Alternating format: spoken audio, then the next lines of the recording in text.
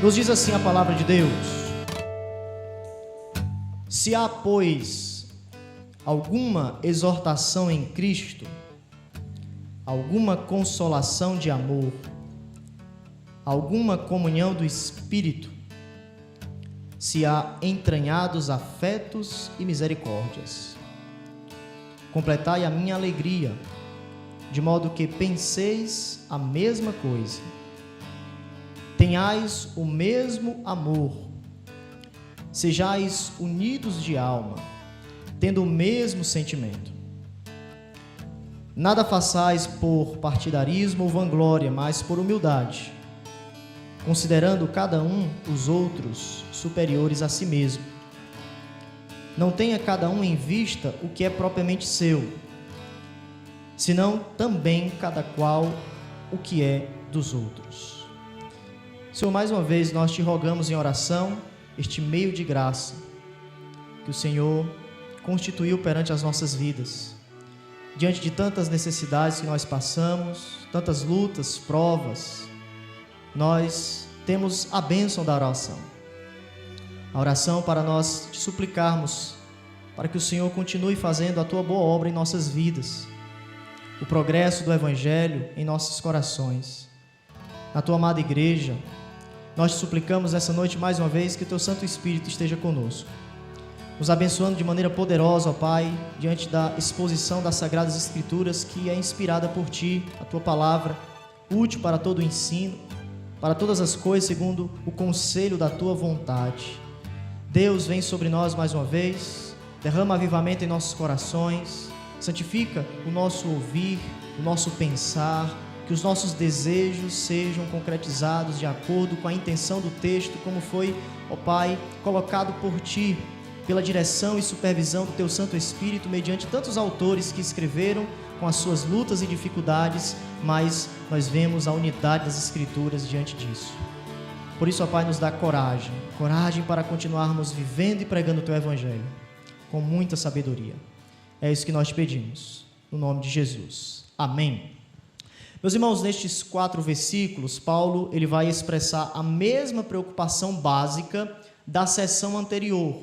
A seção anterior é o capítulo 1, os versículos 27 ao 30. O ponto de Paulo é que em ambas essas seções, tanto no capítulo 1, versículos 27 ao 30, e o capítulo 2, os versículos 1 ao 4, Paulo foca a unidade cristã. O versículo 27 do capítulo 1 nos diz: vivei acima de tudo por modo digno do Evangelho de Cristo, para que, ou indo ver-vos, ou estando ausente, ouça no tocante a vós outros que estáis firmes, em um só espírito, com uma só alma, lutando juntos pela fé evangélica. Quando chegamos no capítulo 2, que lemos agora há pouco, no versículo 2, completai a minha alegria, de modo que penseis a mesma coisa, tenhais o mesmo amor, sejais unidos de alma, tendo o mesmo sentimento. Então veja que tanto no capítulo 1, versículo 27, como também no capítulo 2, nesses versículos que nós lemos, nós temos a necessidade de permanecermos firmemente unidos. No capítulo 1, nós devemos estar unidos diante das perseguições, as questões externas que chegam diante de nós. Mas agora o foco do apóstolo Paulo, no capítulo 2, é a questão interna. Como nós devemos conviver uns com os outros. E o ponto de Paulo é uma necessidade que todos nós precisamos ter. A necessidade da humildade. A humildade irá justamente fortificar os laços na comunidade cristã, no corpo de Cristo, para que possamos estarmos unidos. Não somente externamente, porque muitas vezes é fácil, porque são os nossos adversários, são aqueles que estão contra nós, mas o apóstolo Paulo também entende que essa luta evangélica também deve focar uns aos outros, aqueles que foram lavados e remidos pelo sangue de Jesus. Paulo exorta os crentes a serem um, para que sejam capazes de suportar o sofrimento causado tanto por aqueles de fora, mas ao mesmo tempo ele vai mostrar a cura para as divisões internas que essa igreja, um dos problemas que ela estava passando era algumas divisões, algumas dissensões que estavam acontecendo, como nós muito bem podemos observar no capítulo 4, onde duas irmãs estavam ali se dividindo por questões secundárias. O apóstolo Paulo começa a focar o capítulo 2 e elaborar essa importância da unidade externa, mas também da unidade interna. Então, viver o Evangelho, ou ser um cidadão do céu, não somente está qualificado a essas questões dos nossos adversários que estão no mundo afora, que querem nos maltratar, que querem nos perseguir, mas também a vida digna do Evangelho é na igreja de Cristo. Nós poderíamos tematizar essa mensagem vivendo o Evangelho na igreja, vivendo o Evangelho de Cristo na igreja de Cristo. Paulo vai nos mostrar que a união é o selo de qualidade do Evangelho. Se de fato estivermos vivendo, entendendo as implicações do Evangelho de Jesus, nós iremos querer, de alguma maneira, viver unidos para todo sempre, porque esse é o desejo do nosso Senhor. E Paulo vai nos mostrar isso de duas maneiras. Em primeiro lugar, o versículo 1, Paulo vai nos colocar 4 experiências cristãs. 4 experiências cristãs. Veja que ele começa com a palavra pois, logo no início. Se há, pois. Em outras traduções, a palavra é portanto. Literalmente, Paulo está dizendo o seguinte: portanto, se há alguma exortação em Cristo, ele vai começar a colocar essas qualificações: consolação de amor, comunhão do Espírito, entranhados afetos e misericórdias. Então, ele coloca essa palavra portanto para nos mostrar que os versículos 1 ao 4 estão ligados ao capítulo anterior. Para vivermos de modo digno, nós precisamos também resolver conflitos internos em curso. Conflitos que provavelmente irão querer tirar de alguma maneira o nosso foco da nossa unidade cristã. E o nosso ponto, e o ponto de Paulo que nós iremos aprender, é que acima de tudo, não é o nosso eu, não é as nossas preocupações que devem ser exaltadas, mas é a unidade de Cristo, porque nós fomos salvos por Jesus e fomos inseridos em um corpo, e esse corpo tem um líder, esse corpo tem um cabeça, é Jesus Cristo, e nós andamos de conformidade à sua liderança.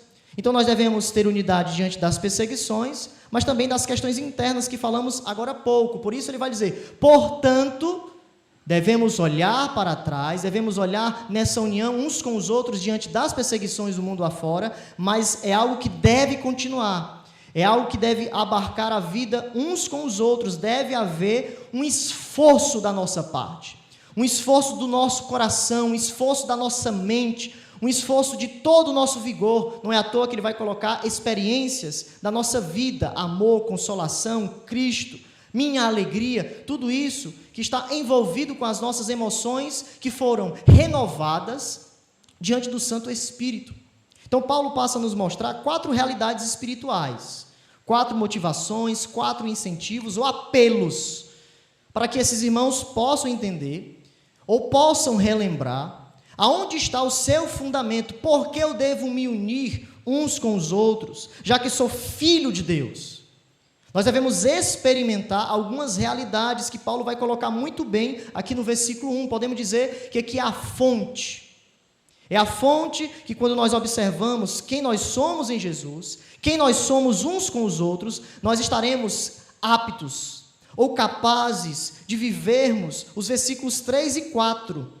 Não podemos jamais olhar para os versículos 3 e 4 e se esquecermos de quem nós somos, a nossa posição, filhos de Deus, qualificados pelo Santo Espírito, perdoados, e por isso precisamos pedir perdão uns pelos outros, porque nós já temos essas realidades espirituais. Os ímpios não conseguem cumprir esses versículos, porque eles não têm o Santo Espírito, eles não têm Deus na vida deles, é algo terreno, mas nós temos o Espírito que é do alto, a sabedoria do Senhor. Em cada uma dessas experiências, Paulo vai usar essa condicional se os irmãos observarem, se há alguma exortação, se há alguma consolação de amor, se há alguma comunhão do Espírito, se há entranhados afetos e misericórdias. Provavelmente, quando muitos de nós lermos ou lemos esses versículos e essa condicional se, parece que é uma dúvida ou seja, se eles não tiverem a comunhão, se eles não tiverem a exortação de Deus ou algo em Cristo, mas o ponto de Paulo não é colocar dúvida na vida dos irmãos. Ao lermos esses versículos, Paulo não tem em mente dúvida, porque a condicional se, ela tem essa implicação na língua portuguesa, dúvida, mas na língua grega nós temos a condicional se com 3 aplicações possíveis. Entre essas aplicações aqui, o contexto não é dúvida, o contexto é certeza. Ou seja, se uma reflexão, já que eu tenho Cristo em meu coração, eu devo fazer algo. Esse é o ponto de Paulo. Poderíamos traduzir como desde. Vocês possuem, então, os crentes devem garantir, o ponto de Paulo, o contínuo progresso espiritual. Já que eu possuo algo, o que é que eu devo fazer? Se eu tenho uma comunhão do Espírito, eu devo colocar o interesse do outro em primeiro lugar, porque eu já nasci de novo, eu tenho uma realidade diferente. Então, o ponto de Paulo é provocar a reflexão. Não é provocar dúvida, é provocar justamente o meu relacionamento com Cristo. E quando eu olho para Cristo, quando eu observo o que eu tenho nele, o que eu devo fazer? Eu fico sem saída, por quê? Porque Cristo me move para algo. Não há retroceder, mas há avançar. E esse é o ponto de Paulo quando ele coloca essa condicional se, reflexão. E nessa noite eu gostaria que, ao lermos esses versículos, ao vislumbrarmos o que o Espírito tem para nós, refletirmos. Porque essa é a intenção de Paulo. Como está o contínuo progresso das nossas vidas? Como nós estamos andando diante das realidades em Cristo? A realidade do Espírito. Esta misericórdia que já me conquistou, onde eu não merecia nada, mas Cristo me amou, mesmo eu sendo pecador. E agora, o que eu devo fazer? Já que o amor de Cristo me constrange, já que eu não tenho saída, o que eu devo fazer, ó Cristo? Paulo vai nos ensinar isso. Paulo vai nos mostrar que nós precisamos nos entregar totalmente ao caminho de Jesus. E provavelmente, Paulo vai nos mostrar aqui que esses crentes, eles não estavam se entregando totalmente a Jesus. Porque uma coisa é nós sermos salvos, outra coisa é a nossa comunhão com Jesus.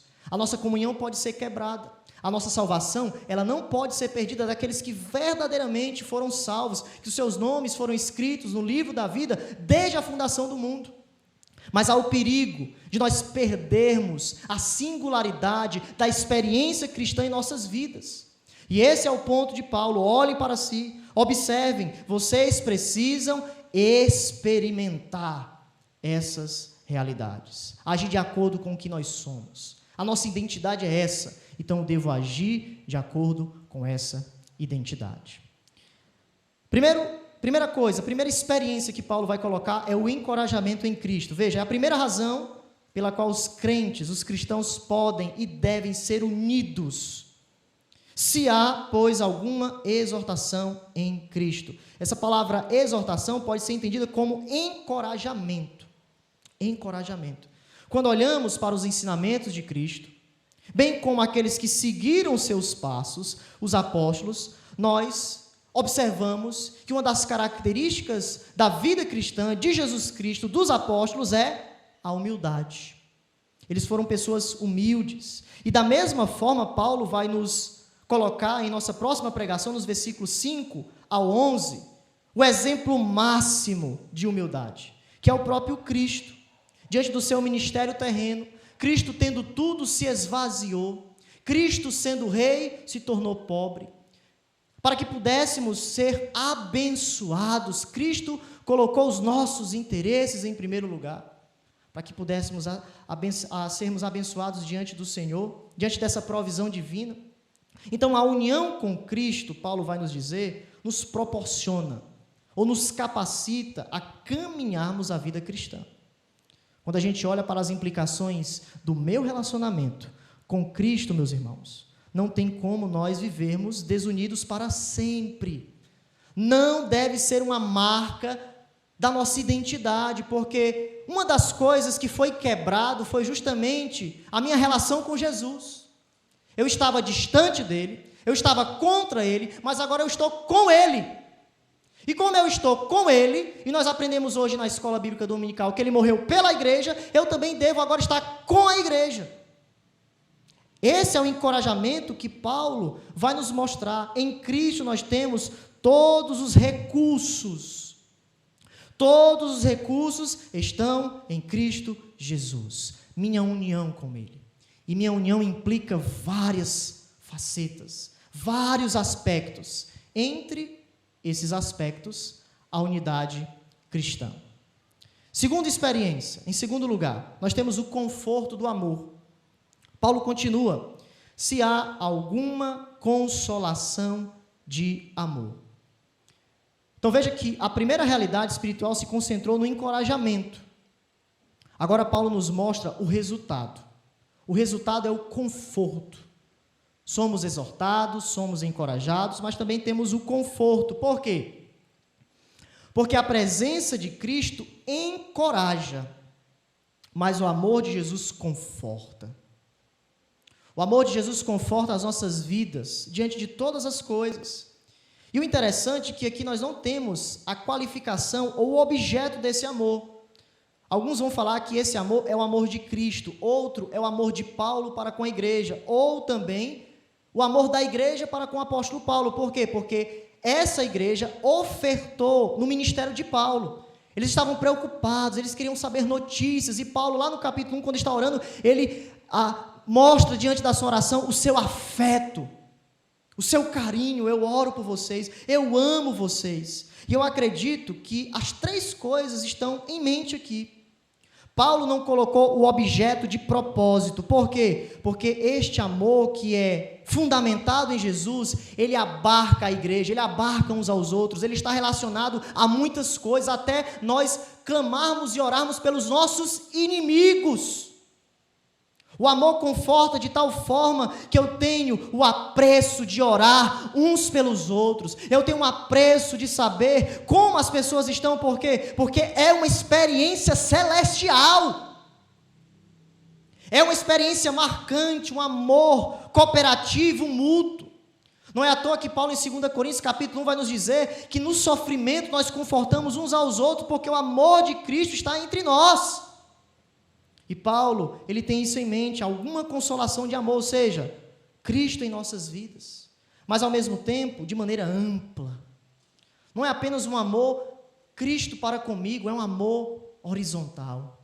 É um amor que está em nossas famílias, é um amor que, apesar das dificuldades, está lá labutando na disciplina do filho, está lá orando por aquela pessoa que não é crente, que está na nossa família, que nós estamos labutando. Este amor traz esse conforto, em saber que Cristo está nos encorajando, que está conosco para todo sempre. Mas nós temos a terceira experiência, compartilhamento do Espírito Santo. Em terceiro lugar, nós observamos isso, Paulo prossegue, veja, alguma comunhão do Espírito. Paulo já focou essa palavra comunhão no capítulo 1, verso 5, acerca do Evangelho de Jesus, e também atrelado às finanças. Esses irmãos estavam em comunhão, através das ofertas, através dessa cooperação no Evangelho que Paulo pregou, e eles se converteram na segunda viagem missionária, em Atos capítulo 17. O próprio capítulo 4, versículos 15 ao 18, nós vemos Paulo agradecendo esses irmãos por todas as bênçãos, pelo amor, por esse compartilhamento. Lá no capítulo 4, os versículos 15 e diante, sabei também vós, ó Filipenses, que no início do Evangelho, quando parti da Macedônia, nenhuma igreja se associou comigo, no tocante a dar e a receber, senão unicamente vós outros, porque até para Tessalônica mandaste não somente uma vez, mas duas, o bastante para as minhas necessidades. Então, havia uma comunhão entre esses irmãos, Paulo com a igreja para com o apóstolo Paulo, mas também Paulo fala-nos sobre essa comunhão do Espírito. É praticamente unânime entre os estudiosos que Paulo esteja se referindo aqui ao Espírito Santo. A própria tradução coloca em letra maiúscula, comunhão do Espírito, ou seja, o resultado da nossa comunhão uns com os outros é uma comunhão espiritual no qual o Espírito Santo nos capacita, nos habilita, ele habita dentro de nós e ele supera todas as coisas. Quando nós temos uma comunhão com o Espírito, ou quando nós estamos perto do Espírito, uma das coisas que acontece é o seu fruto.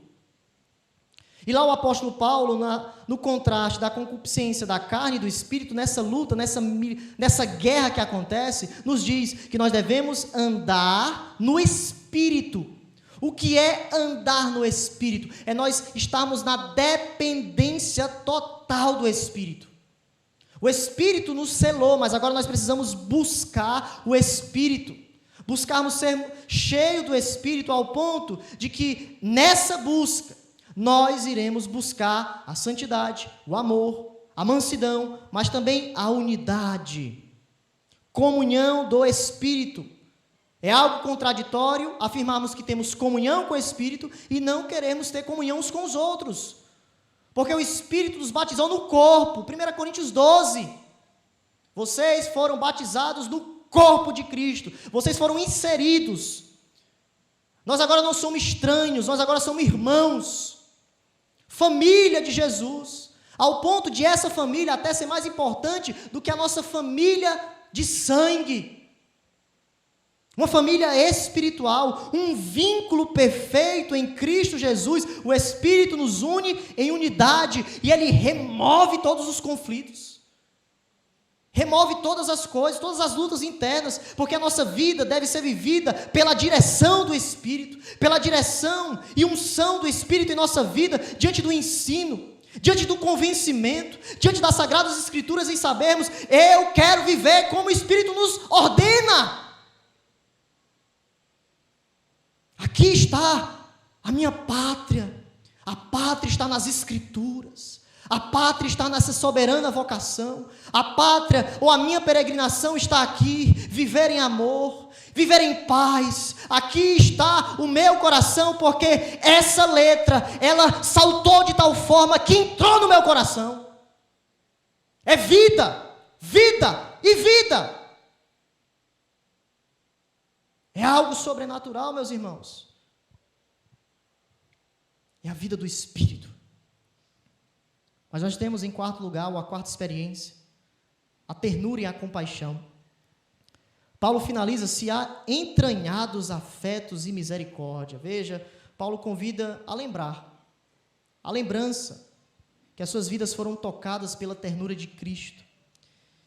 Se o terno amor de Deus consolou os crentes no passado, deveria continuar no presente.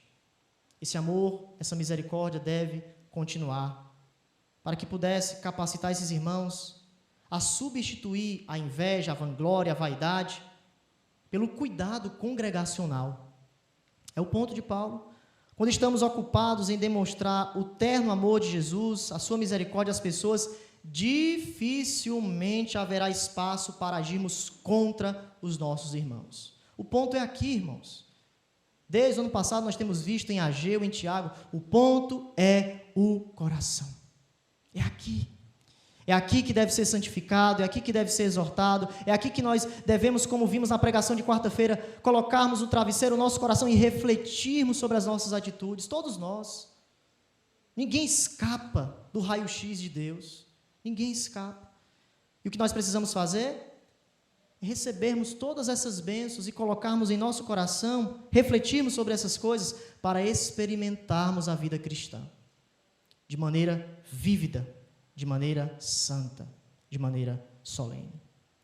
Então, essas são as 4 experiências, 4 incentivos do apóstolo Paulo, que nós podemos observar, essa base para vivermos a vida cristã. E agora o apóstolo Paulo vai colocar, nos versículos que a gente irá observar, 4 qualidades internas. Ele falou de 4 qualidades, dessas experiências em nossa vida.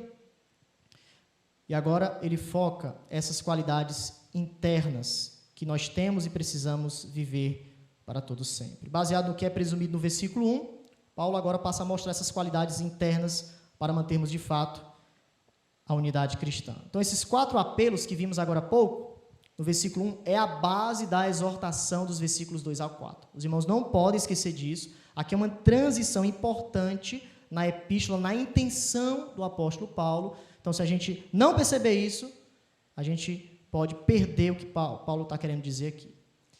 Então, veja que ele começa afirmando: completai a minha alegria. Versículo 2. Paulo queria que essa igreja percebesse que todas essas coisas para a qual a sua alegria estava aqui focalizada fosse completa. Quando Paulo lembrava da igreja, ele lembrava de algumas coisas por causa da sua união com Cristo, e essa união leva a essa união corporativa. Ele diz: a minha alegria não está completa. Para essa alegria ser completa, eu peço a vocês que façam algumas coisas, que relembrem algumas experiências. É interessante que Paulo aqui é como um pai, um pastor, que anseia que a igreja de Filipos se preocupem com essas coisas, porque através disso, Paulo irá ter alegria completa. E quais são essas coisas? Em primeiro lugar, veja, mesmo modo de pensar.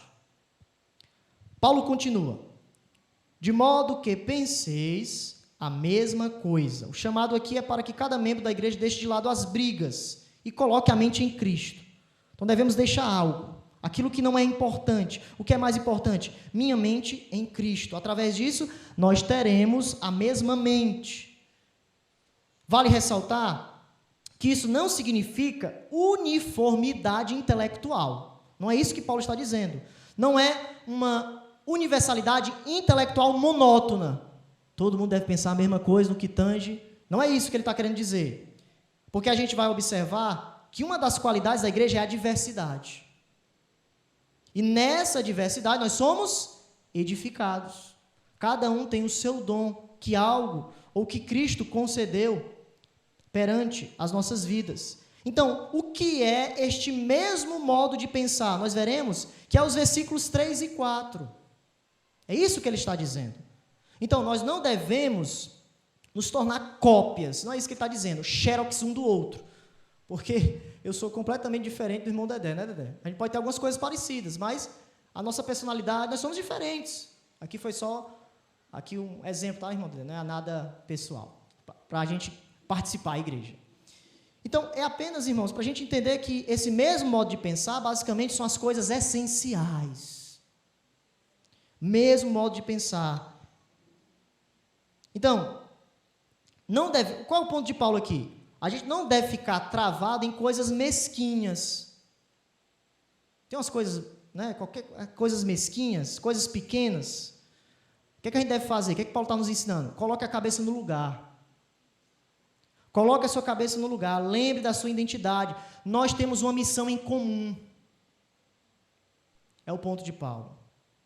Então, nós devemos utilizar os diversos dons dentro de um espírito cooperativo, harmônico. O foco é a glória de Deus. É uma disposição mental que nós precisamos ter. Segunda coisa, tenhais o mesmo amor. Nós já vimos no capítulo 1, versículo 9, que Paulo orou para que essa igreja aumentasse, ou abundasse o seu amor mais e mais. Este amor deve transbordar cada vez mais, e o ponto de Paulo aqui é que este aumento do amor vai chegar a um ponto que vai transbordar em unidade. O próprio amor de Jesus, nós iremos observar isso, que é o amor sacrificial, nos versículos 6 a 8, é um coração de servo. É um coração humilde, um coração amoroso, que não busca o seu próprio prazer, mas busca a bênção do outro. Por quê? Porque quando eu busco a essencialidade naquilo que é do outro, eu estou focando o reino. Quando eu coloco as coisas mesquinhas para o lado de lá e foco aquilo que é essencial e tenho a mente de Cristo, aquela pessoa vai ser abençoada de tal forma que o reino de Cristo irá crescer. Tenhais o mesmo amor. Terceiro, unidos de alma ou espírito. Então, as duas primeiras qualidades resultam nessa terceira. É o ponto de Paulo. Esta unidade espiritual elimina qualquer discórdia ou conflito dentro da igreja. É a unidade que nós precisamos buscar, unidos em alma, unidos em espírito, trabalharmos juntos, não estarmos focando essas questões mesquinhas, coisas secundárias, coisas que não valem a pena, probleminhas que muitas vezes não vale a pena a gente estar focando. Por quê? Porque muitas vezes não vai focar o reino, aquilo que é essencial. E por fim, nós vemos uma só atitude, é a qualidade final. tendo o mesmo sentimento, ou a mesma atitude. Praticamente repete a primeira, que nós vimos agora há pouco, um modo de pensar. Então, o ponto de Paulo é o quê? Apelar para esta unidade em Cristo. Os crentes precisam se mover, ou estarem em movimento para uma única direção, um único caminho. O caminho não é o caos, o caminho não é as coisinhas pequenas, o caminho é a vida de Cristo em nossos corações. Um mesmo sentimento, uma só atitude. Mas quando nossas mentes se unem e seguimos o Evangelho com as mesmas metas, a paz e a harmonia flui diante de nós, porque estamos com uma mesma atitude, com o mesmo foco. Diante dessas 4 atitudes internas, 4 qualidades, já vimos 4 experiências, que é a base, 4 questões internas que nós precisamos focar. Paulo, agora nos versículos 3 ao 4, foca uma necessidade, eu diria, primária. Uma necessidade primária. Qual é a necessidade primária? Humildade. É o ponto de Paulo. Para viverem como irmãos que pensavam a mesma coisa, os filipenses precisavam adotar algumas atitudes. Algumas atitudes. Eles precisavam fazer certas coisas. E Paulo vai falar isso nesses 2 versículos. Diante dessas experiências que eles possuem, diante dessas questões internas. E agora, o que é que a gente deve fazer, apóstolo Paulo? Então, Paulo vai nos afirmar agora o eixo do sucesso da comunidade cristã. Está nesses versículos. Muitos acreditam que o versículo 3 e 4 é uma definição de humildade. Não existe definição melhor de humildade do que os versículos 3 e 4. Lembrando que humildade não era uma qualidade daquela época. A humildade veio ser colocada por conta do cristianismo. O cristianismo que qualificou e que colocou diante das pessoas a humildade. Então, para começar, veja, esses crentes não deveriam, é o caminho oposto, a gente não deve ter isso em mente. Nada façais por partidarismo ou vanglória. Essas 2 expressões, partidarismo e vanglória, pode ser traduzida como ambição egoísta ou vaidade. Esses irmãos não deveriam ter essa questão, essa ambição, como já vimos em nossa pregação no capítulo 1, versículo 17, quando o apóstolo Paulo focou alguns pregadores egocêntricos, que eles estavam com o desejo de dividir. Eles estavam contra o apóstolo Paulo. Eles estavam com vaidade, com ambição egoísta, com um espírito partidário. Para eles, o mais importante eram as suas ideias, era ganhar certo debate, era ganhar certas coisas para mostrar que de fato estavam certos em algumas questões. E isso colocou diante deles o egoísmo, a vaidade, a vanglória. A vanglória ou a vaidade é o outro lado da ambição egoísta. Interessante que esse termo grego, vaidade, significa algo vão, algo inútil, algo que é vazio de glória, não possui peso. É uma mentalidade que se preocupa apenas em melhorar a sua visão inflada de si mesmo. É uma pessoa que apenas pensa em si, pensa nas suas ideias, não pensa no outro, apenas quer ganhar, apenas quer vencer, e quando vem algo que pode melhorar, que pode tentar, nessa união de espírito, algo acontece, ou uma divisão acontece. Porque não há o mesmo modo de pensar, não há a mesma atitude, não colocamos a essência do Evangelho. Então o apóstolo Paulo vai nos dizer, deixe a ambição egoísta de lado, fujam disso, isso é perigoso.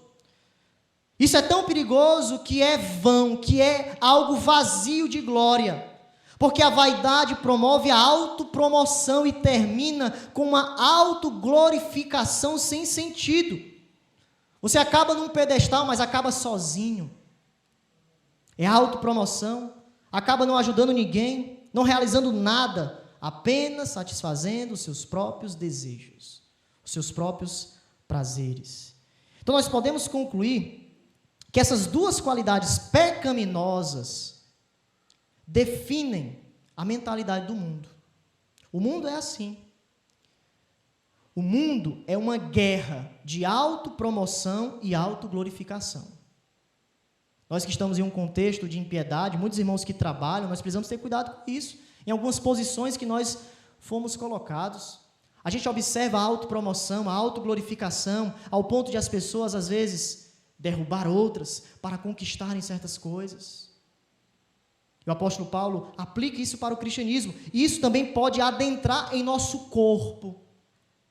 Porque é uma natureza pecaminosa que ainda habita em nós, fomos regenerados, mas a natureza pecaminosa que está guerreando contra a nova natureza, ela começa a piscar, a clamar certas coisas, ao ponto de nós, muitas vezes, entrarmos nessa vaidade, nessa coisa vã. Mas nós temos o contraste. Paulo agora se volta para a mentalidade cristã adequada, veja, mas por humildade. Humildade. Literalmente aqui significa uma mente humilde. Basicamente, essa humildade irá considerar as pessoas ao seu redor. Então, veja que humildade não é aquela questão que muitos pensam, né? Eu sou humilde, estou chorando, aquela coisa, eu não sou nada, não. Isso é justamente a ambição egoísta. A humildade é quando justamente eu penso, olho para mim, consigo fazer um mapeamento de Deus e eu consigo conviver com os outros ao meu redor. Isso é humildade. Isso foi o que Cristo fez. Isso foi o que Timóteo, mais à frente, ele vai colocar 2 exemplos, fez, e Epafrodito, que quase morre, mas ele foi lá para entregar as ofertas, e Paulo devolve ele. Epafrodito, quase. Timóteo está aí como um exemplo. Ele deixou tudo, ele deixou sua família, e ele me acompanhou na viagem missionária. Ele é um servo fiel. Ele está comigo, ele é meu companheiro, meu cooperador. Então isso é humildade. E ele vai definir, o apóstolo Paulo, nos versículos que se seguem, na continuação do versículo. Veja, considerando cada um os outros superiores a si mesmo. Então perceba, a vaidade é combatida quando se considera os outros como superiores a si mesmo. Nós temos aqui o servo humilde. O servo humilde. O que é o servo humilde? O que a gente aprende com considerar os outros superiores a si mesmo e colocar o interesse dos outros em primeiro lugar? Primeiro, o que é o servo humilde? Valoriza os outros acima de si mesmo. Paulo é bem nítido, considerando cada um superior a si mesmo, ou seja, significa que quando você interage com outras pessoas, você as considera mais importantes. Você procura servi-las, em vez de usá-las para os seus próprios fins. E, meus irmãos, eu não tenho muito costume de utilizar meus próprios exemplos na pregação, mas foi algo que eu vivi, de fato, uma experiência. Eu fiquei perguntando a Jesus, o que seria isso de forma prática? Eu perguntando a Cristo, Senhor, como é isso? Como é esse interesse em primeiro lugar? O que é essa humildade? E, de repente, conversando com a Jaqueline, vamos preparar o almoço, aquela coisa, eu parti para o Baratão. Cheguei no Baratão e eu estava lá, pensando no texto. De repente, eu suplicando, Senhor, o que é isso? O que é isso? Aí eu fui chegar naquela parte da sacola que a gente tira para pegar, e colocar as frutas. Quando eu cheguei, de repente eu me bati com uma pessoa que foi fazer a mesma coisa. Aí foi algo automático. Eu tirei, opa, tome, uma senhora. Opa, muito obrigado. Aí eu comecei a andar, aí veio algo no meu coração. É isso que é colocar o outro acima de você. É o interesse. E eu comecei a encher os olhos de lágrimas e falei assim, Senhor, mas é uma coisa tão simples. Mas se nas coisas simples a gente não consegue colocar o outro superior a si mesmo, quanto mais nas coisas maiores. E eu fiquei meditando nisso, e de repente a mesma pessoa que eu estava passeando, a caneta caiu.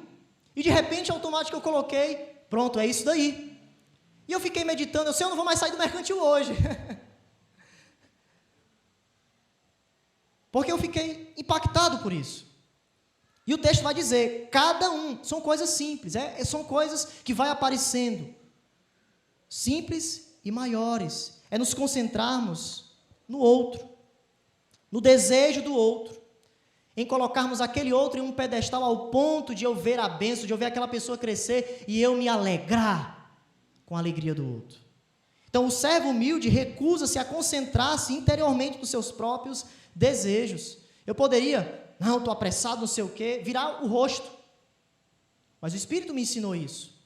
Eu quero labutar com isso e quero que os irmãos aprendam isso. Pensar exteriormente.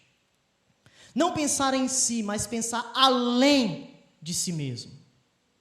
Como veremos, essa foi a atitude de Cristo, que é o exemplo máximo de humildade. Cristo tinha toda a glória, mas ele pensou além, ele pensou na criação, ele pensou no desejo de Deus, ele pensou no decreto, vá e morra pelo meu povo, e ele executou de maneira humilde e obediente, ele não murmurou, Senhor, se possível, mas que seja feita a tua vontade. Então, meus irmãos, nós devemos valorizar os outros acima de si mesmo. Não significa menosprezarmos, não é questão de falta de inteligência, não é isso. Não é essa questão, a pessoa é mais inteligente, não é isso, porque aquela pessoa, não sei nem se era crente, eu tenho até um conhecimento de Jesus, mas não é questão prática que Jesus está dizendo aqui, que o apóstolo Paulo está dizendo. E a gente confunde muito isso. É nós colocarmos, como eu falei, a pessoa em um pedestal ao ponto de nós exortarmos, ao ponto de nós estarmos avante para que aquela pessoa cresça ou seja abençoada diante das minhas atitudes, diante dos meus atos.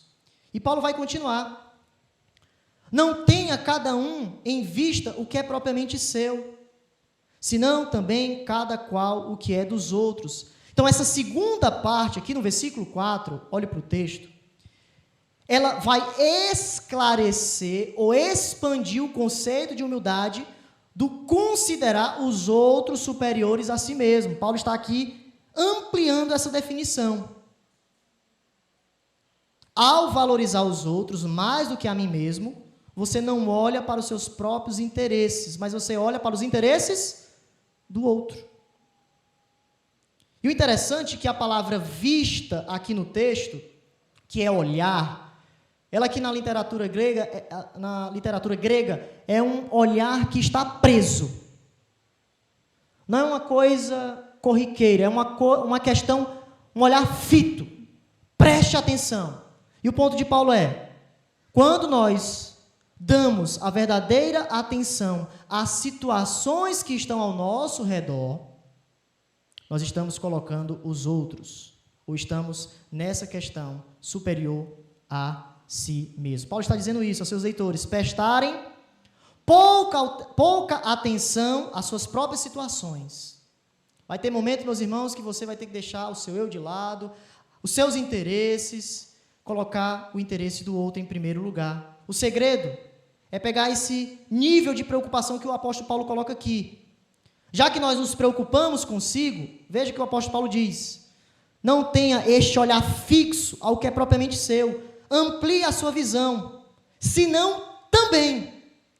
Veja, da mesma forma que eu preocupo comigo, eu devo me preocupar com o outro, eu devo ter essa visão ao que é dos outros. E aqui são questões simples, questões grandiosas, não importa. Em nosso convívio com o Senhor, Deus irá nos direcionar nessa conduta. E também nós devemos perceber que Paulo não está colocando aqui um olhar absoluto.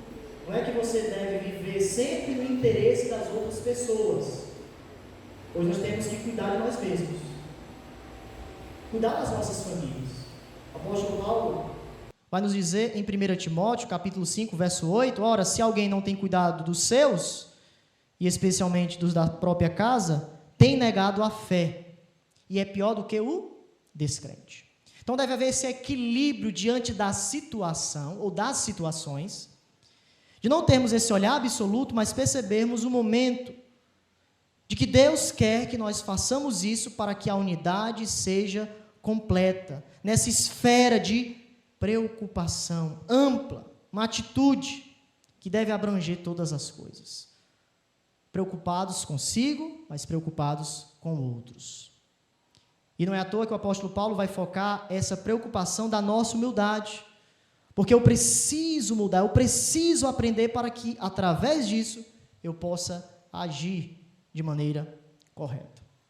Paulo quer dizer que devemos, meus irmãos, nos concentrar mais em ajudar os outros do que ajudar a nós mesmos. É muito bom nós estarmos sempre nos holofotes, nós sempre estarmos na atenção das coisas, Mas da mesma forma que nós precisamos, outras pessoas também precisam e devem receber a nossa atenção. Devem receber o nosso olhar. O olhar do arrependimento, o olhar da misericórdia, o olhar do quebrantamento, o olhar do interesse evangélico, o olhar da vida, o olhar deste âmbito em todas as coisas. Para finalizarmos algumas aplicações, hoje nós só teremos duas, e entre essas duas alguns subpontos. Primeira aplicação. Devemos ter sensibilidade com as outras pessoas. É a primeira aplicação. Como vimos na exposição, Paulo disse que precisamos colocar o interesse dos outros em primeiro lugar e, de maneira prática, nos preocuparmos com o próximo. E perguntas práticas nós precisamos fazer, meus irmãos. Nós realmente estamos dando a devida atenção às pessoas? No lar, você ouve a sua esposa? Você ouve o seu esposo?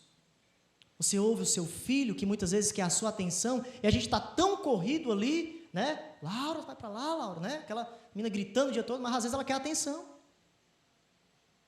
Às vezes é momento de eu parar e entrar na madrugada, mas dar atenção para que ela seja beneficiada. É sacrifício. É sacrifício. Você está verdadeiramente preocupado com as pessoas? Nesta era tão corrida da tecnologia, Facebook, né?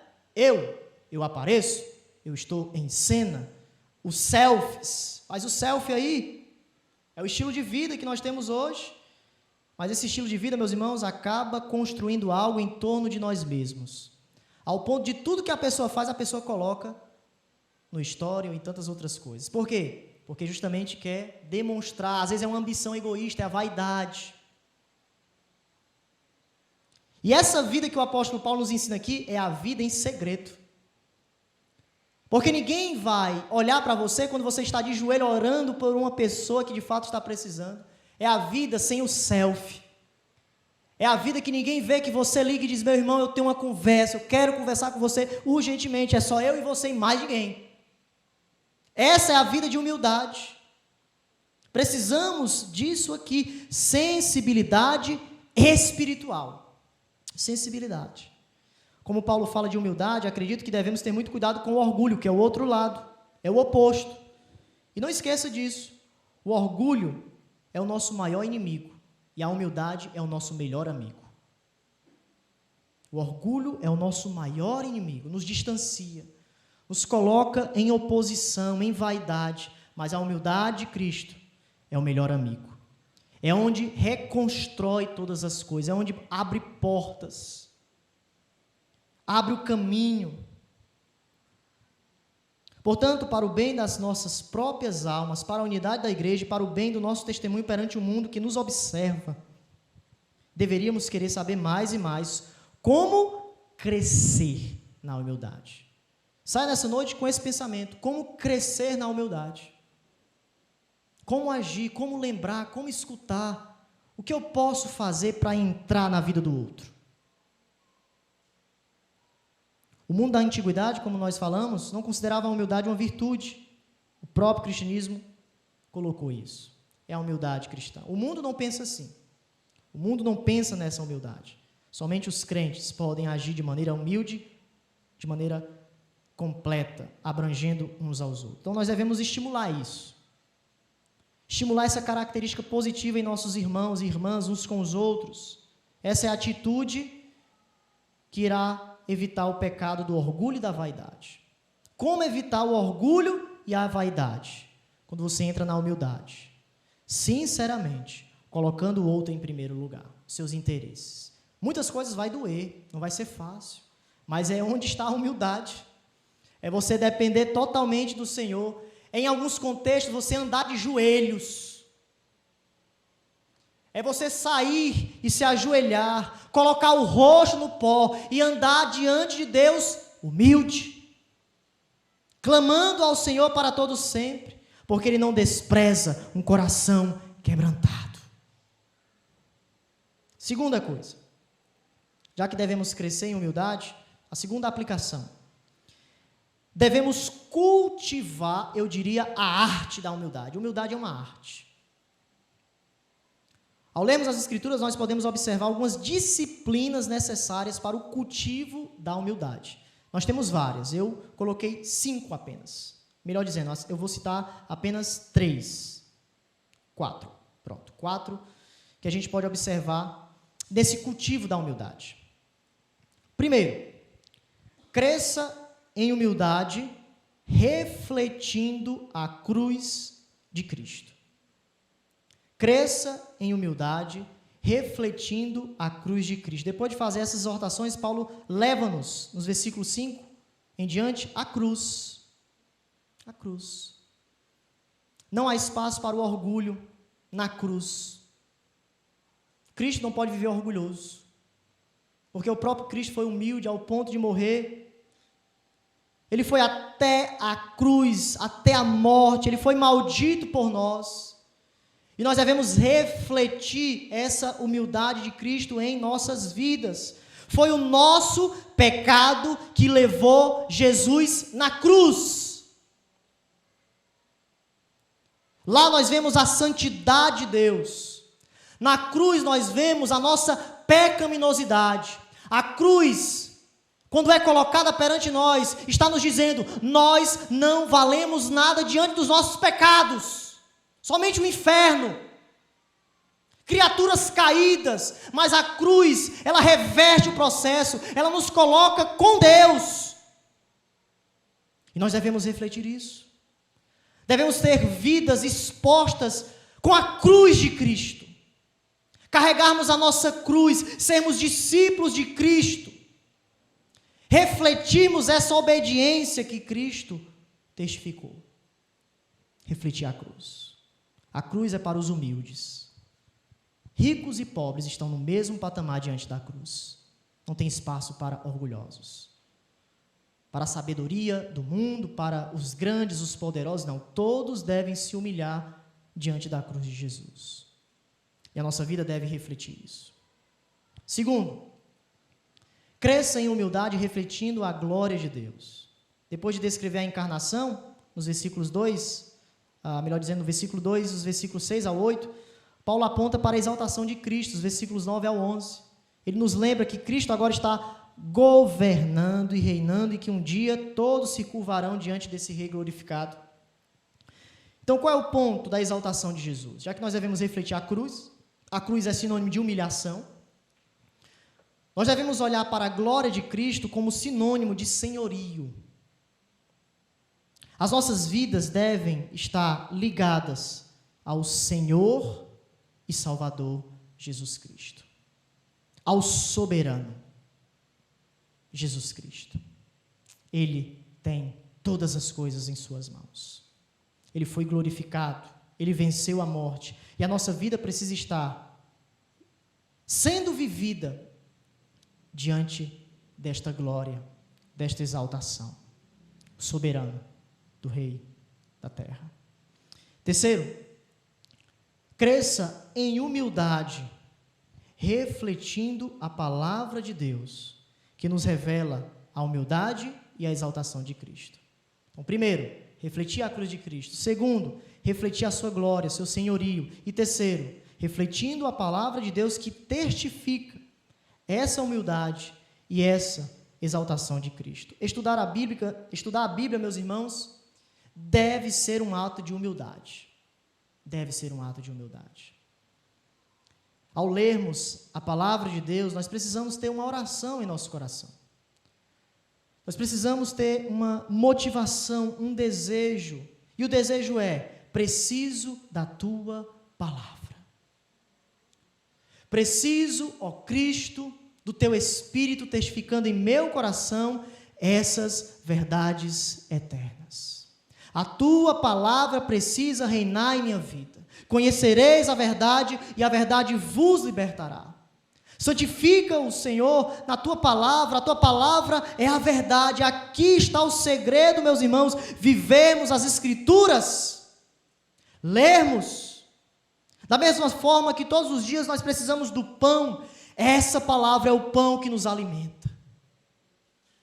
desejarmos, ansiarmos pela palavra de Deus todos os dias, pela manhã, pela tarde, pela noite, medita nela de dia e noite, coloca o teu coração nela, aqui está o teu tesouro, coloca o teu coração aqui, se ajoelha perante as Sagradas Escrituras e você será uma bênção. Palavra, eu quero a palavra de Deus em meu coração, esse será o meu dilema a partir de hoje. Não irei descansar enquanto esse versículo se cumprir em meu coração, porque é promessa tua. Há coisas difíceis para nós, mas a palavra de Deus é maior. A palavra de Deus é maior. A palavra de Deus, ela tem o poder de fazer todas as coisas. É o poder do Evangelho. Mas, meus irmãos, quando nós fechamos as Escrituras, quando não observamos a palavra de Deus para a nossa vida, nós estamos sendo arrogantes. Mesmo que você não saiba disso, mas inconscientemente você está sendo arrogante. Muitas vezes em nossa vida nós fazemos tantas coisas e não abrimos as Escrituras. Não temos o direcionamento divino para cada um de nós. Agimos como se fosse o Senhor da nossa vida. Mas Deus está procurando pessoas que busquem humildemente e se submetem à sua palavra. Veja um texto muito interessante, Isaías.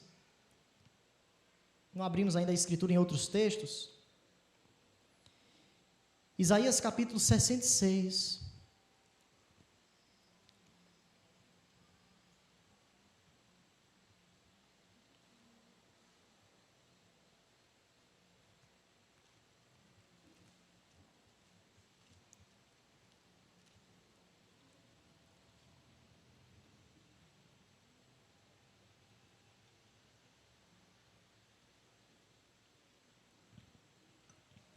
Isaías 66, o versículo 2.